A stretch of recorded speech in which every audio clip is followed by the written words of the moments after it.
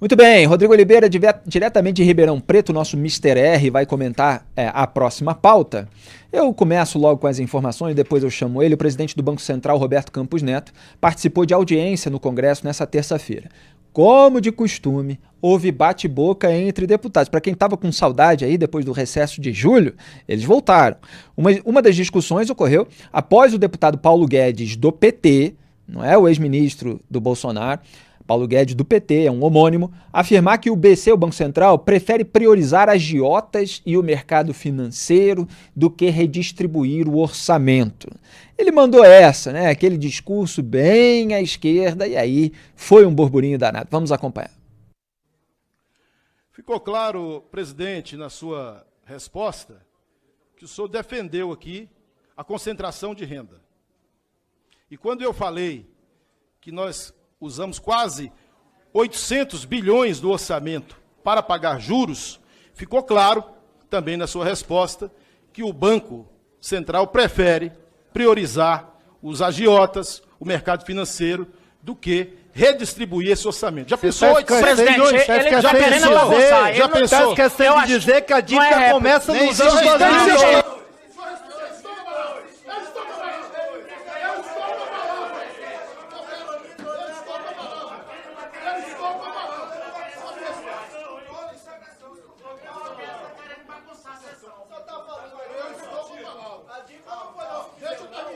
A tréplica já acabou, é 1 minuto.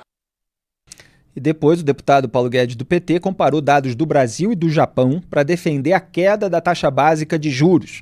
O petista também atacou a autonomia do Banco Central, seguindo a cartilha do Lula. Vamos acompanhar. É responsável por 2/3 de toda a dívida mundial. Se eles devem tanto, por que o Japão tem a menor taxa de juros do mundo? Uma boa pergunta. Se nós não devemos tanto, temos 366 bilhões de dólares de superávit. Por que nós não podemos abaixar essa taxa de juros? E isso é histórico, como falou aqui o deputado Berlong. Isso é histórico.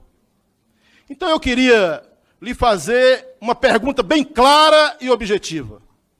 O Banco Central está a serviço de quem? Para que serve essa autonomia? Para servir aos bancos, aos especuladores, aos investidores, que historicamente tem sido assim. O deputado Kim Kataguiri, da União Brasil, ironizou o questionamento feito por esse petista. Vamos assistir.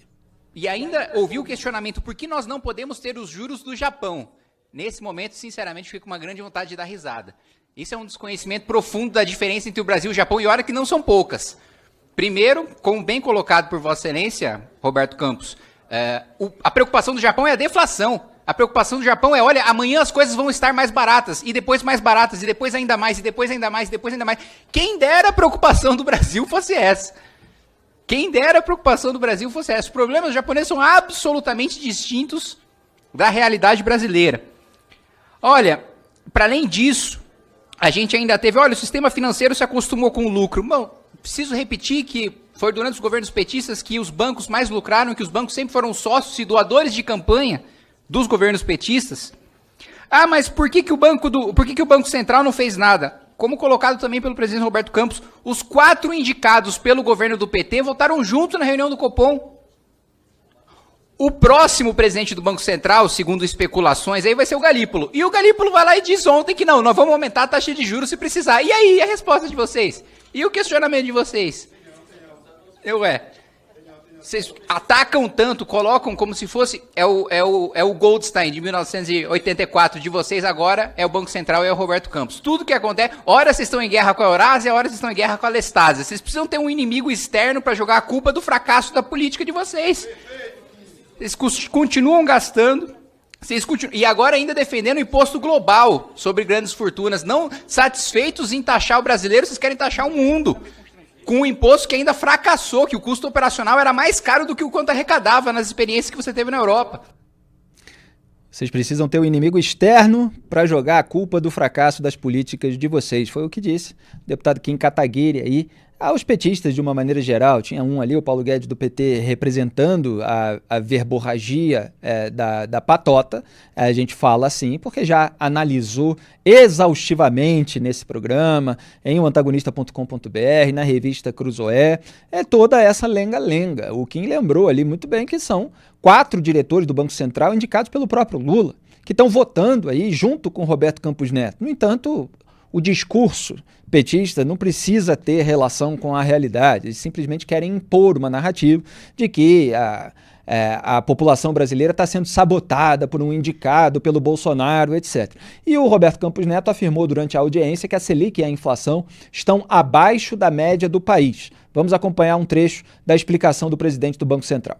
Se a gente olhar aqui o mais recente, a gente teve, nos últimos 5 anos, de 2019 a 2024, a gente teve a menor inflação no período, com a menor taxa de juros. Então, assim, não é possível afirmar que a gente tem uma taxa de juros exorbitante, apesar de ter uma inflação muito baixa. Na verdade, o que a gente tem hoje olhando o que aconteceu em termos de história brasileira, é óbvio que comparando com os outros países é diferente, a gente tem uma taxa Selic menor do que a média e uma inflação menor do que a média, ainda mesmo passando por um período de inflação global muito grande. Então, isso aqui é o que mostra aqui, a gente tem gráficos e aberturas diferentes. Quando a gente pensa em termos de expectativa de inflação e o que o mercado espera da inflação, então aqui as expectativas de pesquisa e as expectativas de mercado, a gente vê que a gente tem tido uma que a gente chama de desancoragem, ou seja, as expectativas têm subido. Isso, obviamente, é um fator que preocupa o Banco Central, a gente tem falado sobre isso nas comunicações oficiais, e a gente vê que a inflação implícita também começou a subir, mas recentemente parece que está se estabilizando. Bom, esse é o Roberto Campos Neto, né? Para quem não conhece, porque muito se fala dele, mas poucas vezes ele está aí em público falando e tendo suas falas reproduzidas e repercutidas. Rodrigo Oliveira, diretamente de Ribeirão Preto, o que você destaca? Boa noite. E a gente está com um problema para escutar o Rodrigo Oliveira aqui do estúdio. Pronto, agora sim. Alô? Pronto, eu quero confessar, Felipe, boa noite para você, boa noite pessoal que está acompanhando a gente. Quero confessar que eu estava com saudades deste momento parlamento de novo, né? O deputado Paulo Guedes lembrou o Cid Gomes naquela primeira vez, uma das primeiras vezes que o Roberto Campos Neto foi convocado pelo parlamento para ir lá explicar juros e etc e tal, e o Cid Gomes fez aquela explicação falando, olha, a inflação no Brasil está 5,8 e o juros está 13,5. A inflação nos Estados Unidos está 6,8 e os juros lá está 4,5. Por que o nosso juro é maior que o juro deles? Agora a gente está com problema com o juro japonês. Por que o nosso juro é maior que o juro japonês? Ora, a resposta mais simples para o deputado e para o senador, eu falei na época para o Cid Gomes, vou falar agora para o deputado Paulo Guedes, é a seguinte, nós não somos o Japão, né? Se a gente fosse o Japão, o nosso juro seria igual ao deles.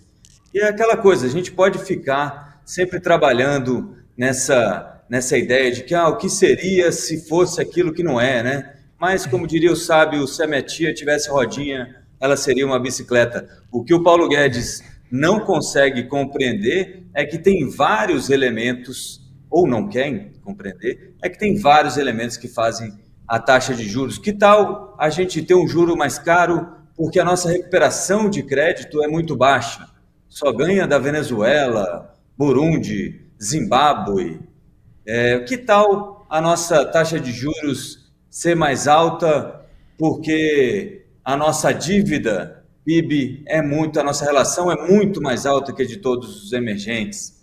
Que tal a gente ter uma taxa de juros um pouco mais alta, porque o nosso crédito direcionado faz quase metade do crédito do Brasil inteiro, né? E se alguém está pagando muito mais barato no crédito direcionado, subsidiado, alguém está pagando juro muito mais caro, né? Agora, por parte do governo, que o nosso querido Paulo Guedes, esse Paulo Guedes aí defende, basta fazer a lição de casa, basta cuidar das contas públicas. Afinal de contas, como ele disse, a gente paga 800 bilhões de juros porque a gente empresta dinheiro.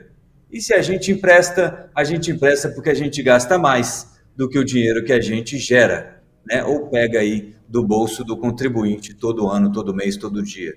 Então, é interessante ver tudo isso de novo, esse recomeço dessa festa da democracia, quando a gente, infelizmente, vê a falta de preparo intelectual e econômico dos nossos deputados que estão na comissão aí de assuntos econômicos, né? De assuntos financeiros, que trazem o nosso querido Roberto Campos Neto para poder explicar por que o juro brasileiro é tão mais alto que o juro japonês. Acho até que o Kim Kataguiri foi extremamente simpático ao endereçar essa pergunta também. Muito obrigado, Rodrigo Oliveira. A gente viu ali, portanto, questionamentos que são teorias conspiratórias. Quer dizer, ninguém fez o dever de casa ali no PT para responder aquela pergunta e eles tentam controlar a narrativa e infundir na cabeça das pessoas que tem algo errado aí, tem algo de conspiratório, estão querendo sabotar o governo. É só estudar um pouquinho que você encontra as respostas ou assistir ao Papo Antagonista. Muito obrigado, Mr. R. É isso aí. Felipe, deixa eu só rapidinho, só acrescentar uma coisa. Claro. Um item que o Roberto Campos Neto usou também, que vale ressaltar aqui, é a sintonia que ele está tendo com o diretor de política monetária, Gabriel Galípolo, que é o primeiro indicado do Lula ao Banco Central e o favorito para substituí-lo na próxima gestão, que começa em 2025, quando o Roberto Campos Neto sai do Banco Central, acaba o mandato dele. O Gabriel Galípolo também tem dito que, se continuar do jeito que está, a gente vai aumentar, vai ver juros mais altos muito em breve. E aí, né, o Paulo Guedes, esse deputado do PT, quero ver se ele vai ser tão incisivo contra parceiros, né, ideológicos. Muitíssimo obrigado, meu querido Felipe. Valeu, Rodrigo. Boa noite, bom trabalho.